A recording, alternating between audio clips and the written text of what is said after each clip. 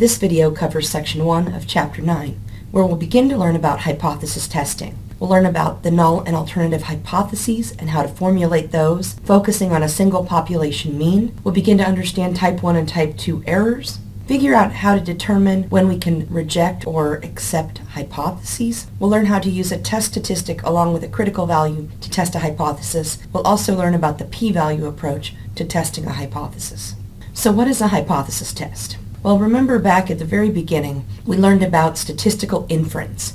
And statistical inference was really about taking some sample of data, calculating a statistic, and using that statistic to say something about the population parameter. This is an analytical method for making decisions. This is done in business, political science, sociology, medicine, all sorts of things. The process really requires us to collect a bunch of evidence about a sample and use that evidence to test a claim about a population and whether that claim can be rejected or accepted. One of the things that should be very clear is we can never actually 100% prove anything because sampling error exists. So you'll notice that I'll say likely to be true, probably true, based on the sample we know. Those things indicate that there's sampling error and we might be right, but there's a small chance that we might be wrong. When we formulate the hypotheses, there are two hypotheses. There's the null hypothesis and the alternative hypothesis. The null hypothesis is the statement about the population parameter that we assume to be true during the hypothesis test. You can liken this null hypothesis to the idea of innocent until proven guilty. The prosecutor's goal is to prove the defendant guilty. That would be his alternative hypothesis, that this defendant is guilty. But until we stack up enough evidence, we're going to assume that that defendant is innocent. We'll only reject this null hypothesis if we collect sufficient data to provide us contradictory evidence. In other words, that data shows us that the null hypothesis is most likely wrong. When we talk about the null hypothesis, we say we reject the null or we fail to reject the null hypothesis depending on that sample data. The alternative hypothesis includes all the population values not included in the null hypothesis. It's really the opposite of the null hypothesis. This is usually the researcher's hypothesis. It's the thing that the researcher is attempting to support or believes is true and is trying to collect enough evidence to accept or fail to accept the alternative hypothesis. So some examples of formulating hypotheses.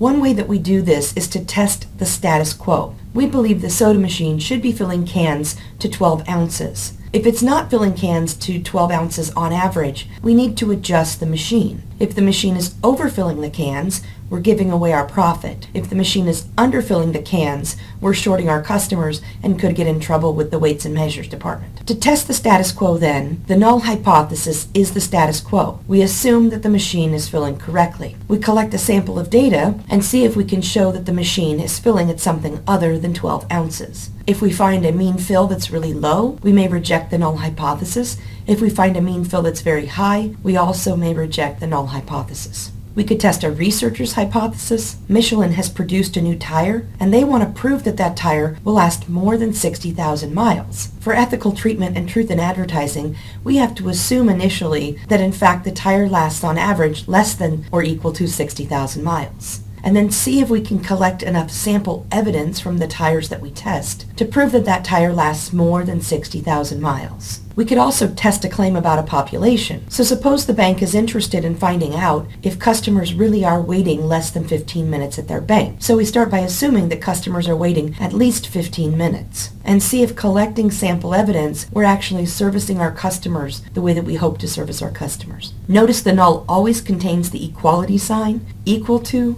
less than or equal to, greater than or equal to. And the alternative does not have equals to. Also notice that all of these talk about the population parameter. All of these have mu in them. Because what we're actually doing is taking a sample and we're using that sample to say what is likely true about the population parameter. So the test is really about what the population parameter value is. Here's how the process of hypothesis testing works in general. So we have a claim. The claim is the population mean age is 50. Maybe we believe this is some status quo thing, and we're trying to test to see if it's actually something other than 50. So the null hypothesis is 50, which means our alternative is that the mean is something other than 50. We have our entire population of interest. We can't test all of those people, so we select a random sample. Suppose that our sample provides us a mean age of 20, so that sample statistic of x bar is 20. The question really is a sample mean of 20 likely if the true age of the population is 50? If that's not very likely, then we will reject the null hypothesis, and we'll know that the average age is likely something other than 50. To put this in terms of a picture, this is our sampling distribution, so you notice the sample means on this axis here. What we do actually is assume that that null hypothesis is true. So assume that the average age really is 50. The question really is it unlikely that we would get a sample mean way down here at 20 if 50 really is the population mean? If this is unlikely to happen, then we will reject the idea that 50 is actually the mean. And in fact, this distribution doesn't actually center over 50. It's someplace lower or higher than a center of 50. You notice already I've been saying things like likely and probably. That's because we're using a sample of data to say something about the population parameter. And we know that sampling error exists, so it's possible that we could make an error in our hypothesis test. There are actually 3 outcomes from a hypothesis test. We could perform the test and have no problems whatsoever. We could have something called a type 1 error or a type 2 error. A type 1 error involves rejecting the null hypothesis when it is actually in fact true. A type 2 error is failing to reject the null hypothesis when it is actually false. So the table below provides you with some information about how this can happen. This says state of nature. What that means is what's actually true in the population. So the null hypothesis could be true. The null hypothesis could be false. If the null hypothesis is true and we don't reject the null, we've made a correct decision, so no error exists. If the null hypothesis is true, but we've collected evidence that leads us to reject the null, we've committed a type 1 error. If the null hypothesis is false and we do not reject the null, we have committed a type 2 error. If the null hypothesis is false and we reject the null, we have made no error. Now, to begin to see how we would make the decision to reject the null or not, we need to talk about the significance level. The significance level, or alpha, is the maximum allowable probability of committing a type 1 error. That alpha defines the unlikely values of the sample statistic, assuming the null hypothesis is true. So notice that that alpha is an area in a tail here. It's going to be something like 0.01, 0.05, or 0.1, and it gives us a cutoff. That cutoff tells us if we're beyond that our null hypothesis, or the mean we've assumed in the null, is not likely to be true. We pick alpha based on the costs of committing a type 1 error. So if there's a high cost to committing a type 1 error, we want to choose a smaller alpha. If there are low costs to committing a type 1 error, then we're willing to accept a larger alpha. It should be clear that type 1 and type 2 errors cannot both happen at the same time. A type 1 error can only occur if the null is true. A type 2 error can only occur if the null is false. If we decrease the level of significance, in other words, we make it less likely to commit a type 1 error, the probability of committing a type 2 error will go up. So let's begin to think about how precisely this hypothesis testing is done. And let's assume to begin with that we know the true population standard deviation. That alpha that we choose allows us to determine a critical value. That critical value is a cutoff.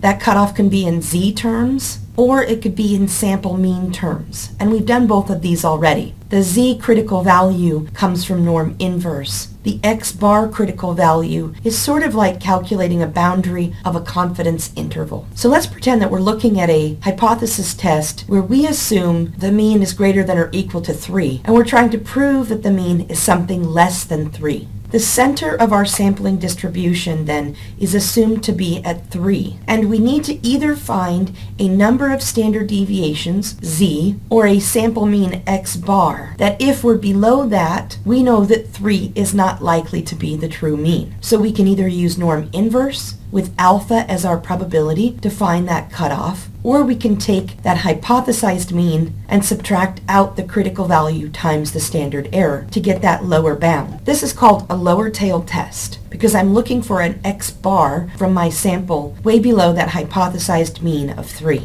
An upper tail test is similar. What we're trying to do is find a value that's significantly greater than 3 to prove that the mean is probably greater than 3. So we would use norm inverse to get us a positive z cutoff with alpha in the upper tail, or we could take that hypothesized mean plus our critical value times the standard error to get a sample mean that we would use as a cutoff. If we're way out in this tail, we would reject the idea that 3 is probably the mean, and in fact believe that the mean is probably something greater than 3. We can also do a two-tailed test. The two-tailed test would assume that the mean is 3 and try to prove that the mean is something different from 3. So we don't care if we get a value statistically lower than 3 or statistically higher than 3. If we get either of those, we would reject the null hypothesis. That requires us to split that level of significance in the two tails and find a z cutoff or an x bar cutoff that only leaves alpha over 2 area in the lower tail and alpha over 2 area in the upper tail.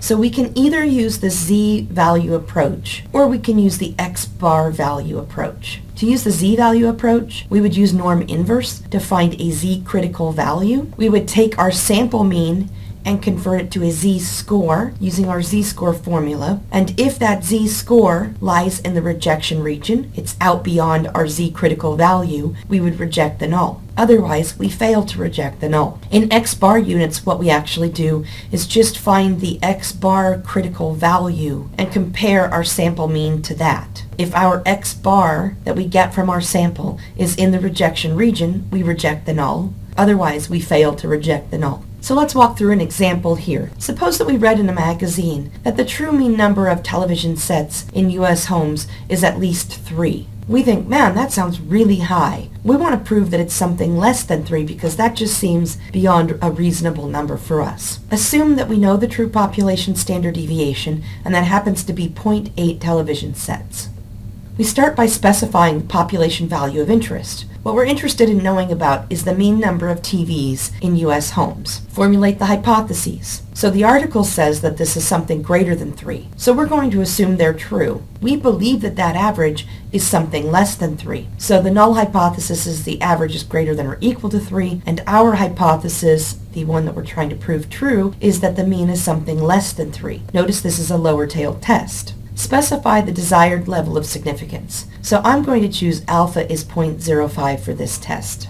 Start out by determining the rejection region. Notice I don't know what my sample information is yet. All of this is done before I know what my sample even tells me. So I'm drawing my distribution here, centered at 0 in z terms. My critical value is the critical value associated with 5% of the area in the lower tail. So norm inverse will give me negative 1.645. If I'm more than 1.645 standard deviations below the mean, I'll reject the null hypothesis.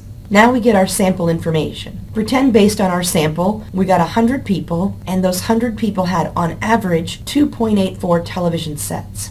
You might be inclined to say 2.84 is less than 3, so we reject the null. But we need to know that it's statistically below 3. So we calculate the test statistics. Z equals our x bar, which is 2.84, minus our hypothesized mean, that's 3, divided by the standard error, so 0.8 divided by the square root of our sample size, or 100. If we simplify this, we get minus 2. In Excel, you can use standardize, and this will actually find that same information for you. Now what we just found out is that our 2.84 average number of television sets from our sample is 2 standard deviations below the mean, that hypothesized mean of 3. We only needed to be 1.645 standard deviations below the mean to reject the null. So we would say there's sufficient evidence to prove that the mean is something less than 3. So we can reject the null hypothesis.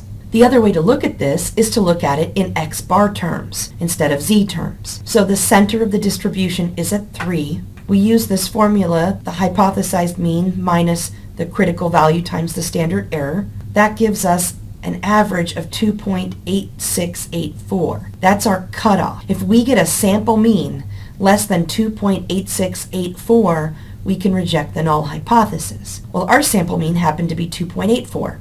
which is lower than 2.8684. So we know our sample mean is statistically lower than 3. There is enough evidence to conclude that the average number of television sets is something less than 3.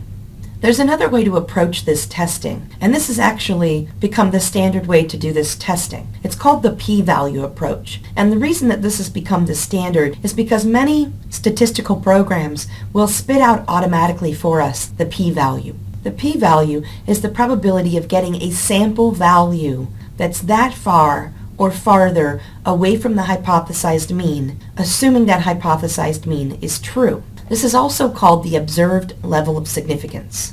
To calculate the p-value, we're going to find the probability in the tail beyond that sample statistic that we calculate. Once we've got that p-value, we compare it with alpha, our level of significance. If the p-value is less than alpha, we reject the null hypothesis. If the p-value is greater than or equal to alpha, we fail to reject the null hypothesis. The p-value approach also adds for us a degree of significance to the result of the hypothesis test. This allows us to do more than just simply reject. We can now determine how strongly you reject or accept that hypothesis. In fact, the smaller the p-value is relative to alpha, the stronger our decision. So let's return to our example of the television sets, where the sample mean is 2.84. What we actually do is calculate the probability of being 2.84 or less, because we're looking at a lower tail test. What's the probability of being 2.84 or fewer television sets, given the mean of 3, assuming that the null hypothesis is true? With our standard error of 0.8 divided by the square root of 100, true because we're using norm dist here and we want to add up all the probability underneath the curve, we get 0.0228. What that actually says is there's only a 2.28% chance of getting a sample average number of television sets of 2.84 or fewer if 3 really is the average. So it's highly unlikely that we would get this low value of 2.84 or lower if 3 really is the mean, which means that 3 probably isn't the mean. Because our p-value of 0.0228 is less than alpha, we reject the null hypothesis. Let's do an example of an upper tail test, again assuming that we know the true population standard deviation. A phone industry manager thinks that the customer monthly cell phone bill has increased and is now over $52 per month. The company wishes to test this claim. Assume that we know the true population standard deviation is 10. So the company is trying to see if they can prove the manager's claim is true. The manager claimed that the average has gotten to be greater than 52, so that's our alternative hypothesis. The null hypothesis then will be that the average is less than or equal to 52. So if we get an average that's statistically bigger than 52, there is evidence then to support the manager's claim, and we'll reject the null hypothesis. Let's start by supposing that the alpha, or our level of significance, is 10% or 0.1. Because this is an upper tail test, our rejection region will be in the upper tail. We need a value that's statistically bigger than 52 to reject the null. We need to find a z cutoff that gives us 10% of the area in the upper tail. We will reject the null if the sample mean that we get is more than 1.28 standard errors above 52. So suppose that we get a random sample of 64 bills. The average from those 64 bills is $53.10. What we're going to do is compute the test statistic. So standardize 53.1, 52, 10 divided by the square root of 64, or 53.1 minus 52 divided by 10 over root 64. That gives us 0.88. That means that $53.10 is 0.88 standard errors above 52. Well, remember, we needed to be at least 1.28 standard errors above 52. We only ended up being 0.88 with this sample. So right now what we have to say is we cannot reject the null hypothesis. There's not sufficient evidence to say that the average is something over 52. We can also do this with the p-value approach. So using norm dist, I found the probability of being 53.1 or greater, given this mean of 52 and our standard error of 10 divided by the square root of 64, is 0.1894. This says that there's an 18.94% chance of getting $53.10 or more if 52 is the mean. Well, that really means that there's a good chance that 52 is actually the mean. Since our p-value is greater than alpha, we fail to reject the null hypothesis. So what's different about hypothesis testing when our standard deviation is not known? This is much like what we saw with the confidence interval. When our standard deviation is not known, we have to use the t-distribution. We still calculate the test statistic the same way, except for that we substitute in the sample standard deviation instead of the population standard deviation. We still have to have the assumption that the population is approximately normally distributed or that our sample size is relatively large. So let's walk through an example to see how this works. Suppose that you hear that the average cost of a hotel room in New York City is said to be $168 per night. You want to test this claim and see if it's actually something statistically different from 168. Our null hypothesis then is that the mean is 168, and then our alternative is that the mean is something other than 168. We collect a random sample of 25 hotels, and that results in an average from our sample of $172.50, and a sample standard deviation of 15.4. Let's suppose that we want to run this test at the 5% level of significance. So this is a two-tailed test. We're going to split the alpha of 0.05 into the two tails. So 0.05 divided by 2 leaves me 2.5% or 0.025 probability in the lower tail and 0.025 probability in the upper tail. To find that critical value, we use t.inv.2t 0.05, 24.